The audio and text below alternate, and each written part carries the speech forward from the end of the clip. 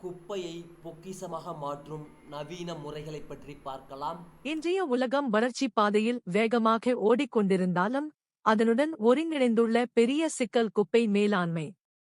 மனிதன் உற்பத்தி செய்யும் குப்பையின் அளவு நாளுக்கு நாள் அதிகரிக்கிறது. ஆனால் அந்த குப்பையையே பொக்கிஷமாக மாற்றும் நவீன முறைகள் இன்று பல உருவாகி வருகின்றன. இவை சுற்றுச்சூழலை பாதுகாப்பதோடு பொருளாதாரத்தின் ஒரு புதிய வாயிலாகவும் உள்ளன. 1. கழிவுகளை தனித்தனியாக பிரித்து சீரமைத்தல். முன்னேற்றத்தின் முதல் படியாக குப்பைகளை 3 வகையாக பிரிக்கலாம். சாதாரண குப்பை, உணவுக் கழிவு, காய்கறி, பழம், பிளாஸ்டிக், காகிதம், உலோகம் போன்ற மறுசுழற்சி செய்யக்கூடியவை. ஆபத்தான கழிவுகள், மருந்துகள், மின் சாதனங்கள். நன்மை: மறுசுழற்சி ரீசைக்ளிங் மூலம் புதிய பொருட்கள் தயாரிக்க முடியும். பசுமை தொழிற்சாலைகள் உருவாகும். 2. பயோகாஸ் மற்றும் கம்போஸ்ட் தயாரிப்பு. பயோகாஸ் கம்போஸ்டிங் சோகஸ்மெலி உணவுக் கழிவுகள், காய்கறி தோல்கள், விலங்கு கழிவுகள் ஆகியவற்றை அழியாத பைன்கள் அல்லது மண் குழாய்களில் போட்டு அவை உயிர்க்குழாய்ச்சல் anaerobic digestion மூலம் பயோகாஸ் மற்றும் கம்போஸ்ட் உரமாக மாற்றப்படுகின்றன. நன்மை: பயோகாஸ் மூலம் சமையலில் எரிவாயு தயாரிக்கலாம். இயற்கை உரம் விவசாயத்திற்கு பயன்படும்.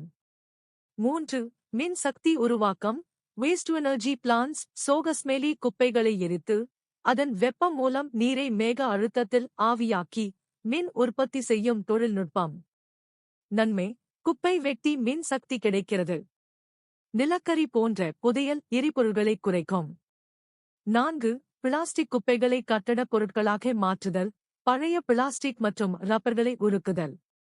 சாலை அமைப்பில் பயன்படுத்தப்படும் பிளாஸ்டிக் ரோடுகளுக்கு பயன்படுத்தலாம். கட்டட கற்கள், இகோபிரிக்ஸ், சிமெண்ட் பதக்கங்கள் ஆகும். நன்மை: கட்டுமான செலவு குறையும். பசுமை கட்டடங்கள் உருவாகும். 5. இவேஸ்ட் மின் சாதனக் கழிவுகள்.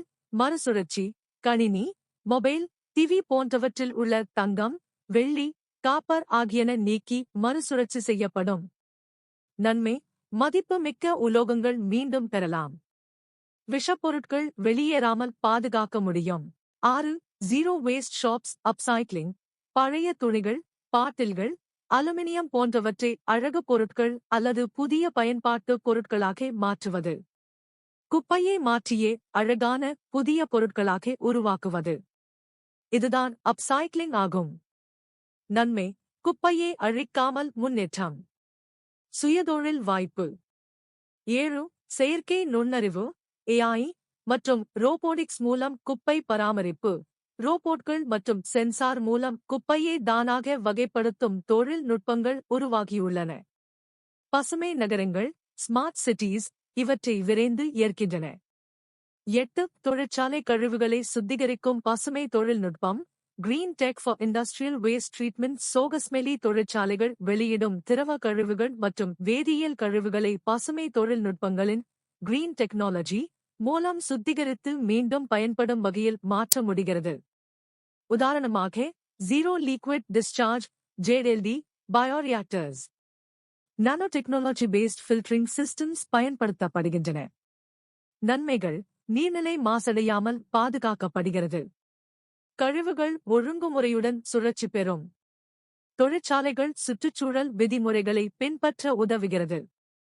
குப்பை என்பது அழுக்கினால் நிரம்பிய ஒன்று அல்ல, அதை சரியான முறையில் அணுகினால் பொக்கிஷமாக மாறும். இன்றைய நவீன தொழில்நுட்பங்களும் மானுட விழிப்புணர்வும் சேரும்போதுதான் குப்பை இல்லாத எதிர்காலம் சாத்தியம். Thanks for watching this video. Please subscribe our channel. Thank you.